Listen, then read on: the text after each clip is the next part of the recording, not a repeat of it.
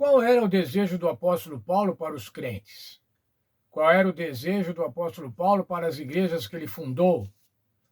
Para as igrejas com quem ele se correspondia, para as igrejas que ele visitava. Vamos ver o texto de Filipenses 2, capítulos 1 a 4. Se há, pois, alguma exortação em Cristo, alguma consolação de amor, alguma comunhão de espírito, se há entranhados afetos de misericórdia, completai a minha alegria, de modo que penseis a mesma coisa, tenhais o mesmo amor, sejais unidos de alma, tendo o mesmo sentimento. Nada façais por partidarismo ou vanglória, mas por humildade, considerando cada um superior a si mesmo. Não tenha cada um em vista o que é propriamente seu, senão também cada qual o que é de todos. Veja, irmãos, esse texto começa com uma condicional. Se há alguma exortação em Cristo, isso quer dizer, se vocês estão realmente convertidos, se vocês estão salvos em Cristo, então completai a minha alegria, de modo que penseis a mesma coisa. Se vocês estão convertidos, realmente convertidos, então vivam unidos em amor. Nada façais por partidarismo ou por vanglória. Isso quer dizer, não façam nada para vangloriar-se, para se tornarem, para se demonstrarem melhor do que os outros. Não façam isso com orgulho, não façam nada com orgulho, com vaidade, mas por humildade, considerando cada um os outros superiores a si mesmo.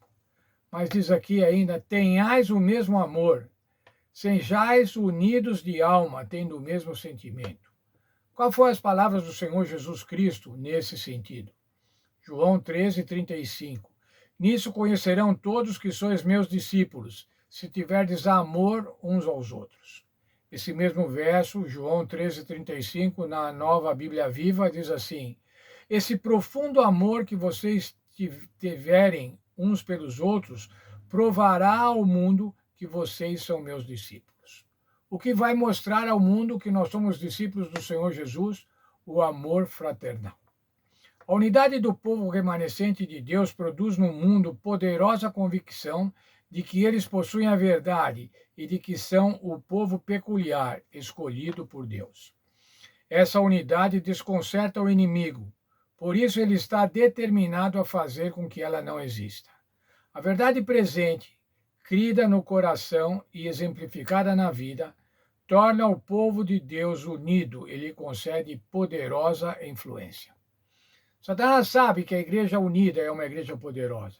Por isso ele procura dividir a igreja. Satanás é o responsável por todas as divisões e conflitos que há no mundo, no passado e atualmente. Não só no mundo comum, não só no mundo das pessoas, mas no mundo também da igreja. As divisões na igreja são de responsabilidade de Satanás, que faz com que pessoas se envaideçam e procuram os seus próprios interesses em detrimento dos interesses de outros. No plano de Deus está a unidade dos seus filhos, a unidade da igreja. Deus está conduzindo um povo para ficar em perfeita unidade sobre a plataforma da verdade eterna. Cristo deu ao mundo a fim de poder purificar para si mesmo um povo exclusivamente seu, zeloso de boas obras. Esse processo de purificação visa limpar a igreja de toda injustiça e do espírito de desavença e disputa, de modo que os seus membros possam construir em vez de destruir e concentrar as energias na grande obra que está diante deles. É plano de Deus que todo o seu povo chegue à unidade da fé. A oração de Cristo, pouco antes da sua crucifixão, foi para que seus discípulos fossem um, assim como ele era um com o Pai, para que o mundo cresce que o Pai o tinha enviado. Essa tocante e maravilhosa oração vem através dos séculos até os nossos dias, pois suas palavras foram as seguintes, João 17:20.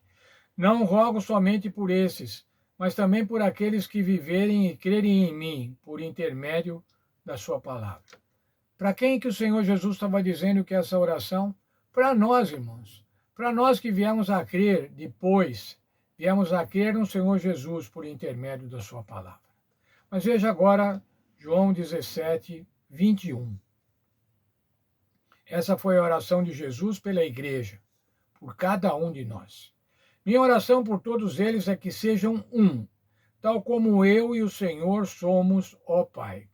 Porque assim como o Senhor está em mim e eu no Senhor, assim estejam eles em nós, para que o mundo creia que o Senhor me enviou. O que é que o Senhor Jesus estava orando? Por que o Senhor Jesus está orando? Para quê? Para que nós fôssemos um. Para que nós fôssemos unidos, assim como Deus Pai, Deus Filho e Espírito Santo são unidos. Assim como eles, três pessoas, formam uma única, um único Deus. União, união absoluta, união fraternal, união em amor. Unidade é o verdadeiro testemunho cristão.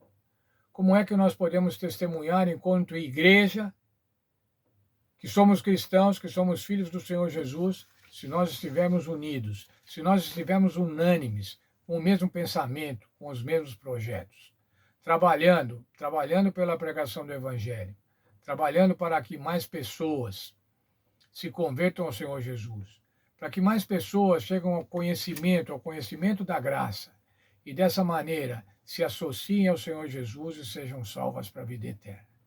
Esse é o objetivo da igreja, irmãos. A igreja não foi feita para ficar discutindo entre si, para ficar conflitando entre si, concorrendo entre si, os vários departamentos, mas para trabalhar juntos pela causa do Evangelho, junto para que muitas pessoas, ao verem a unidade da igreja, se aproximem da igreja e conheçam o Senhor Jesus, e com o trabalho do Espírito Santo, aceitem o Senhor Jesus como seu Salvador pessoal. Vamos orar. Obrigado, Senhor, pelo estudo que tivemos nessa semana. O estudo que tivemos sobre a união, sobre a importância da união da igreja, sobre a importância de não haver partidarismo na igreja, de não haver preferências pessoais na igreja, mas de sermos de sermos unânimes, de termos o mesmo discurso, de trabalharmos juntos, de nos ajudarmos para completar a obra que o Senhor quer que façamos, que é de pregar o Evangelho a toda criatura, a toda nação, a toda tribo, língua e povo. Nos ajuda, Senhor, para que não sejamos orgulhosos, mas que sejamos humildes. Humildes como o Senhor Jesus.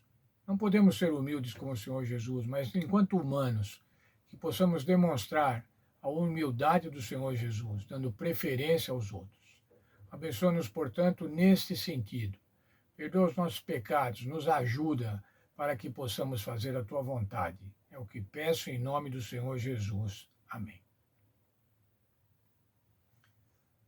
Muito bem, irmãos, tivemos uma bela lição, uma belíssima lição sobre a unidade no Senhor Jesus, a unidade em Cristo, a unidade que nós devemos ter na igreja.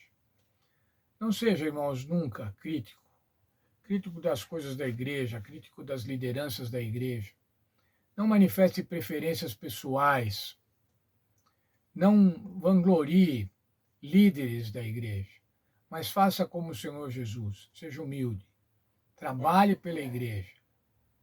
Se entregue como o Senhor Jesus, até a morte, se for necessário, pelo progresso e pela vida saudável da igreja. Amanhã vamos nos encontrar novamente nas classes da Escola Sabatina, com os nossos irmãos, com os nossos professores, com a liderança da igreja. Que esse seja mais um encontro feliz. Sábado é o dia da alegria, irmãos. Portanto, seja feliz.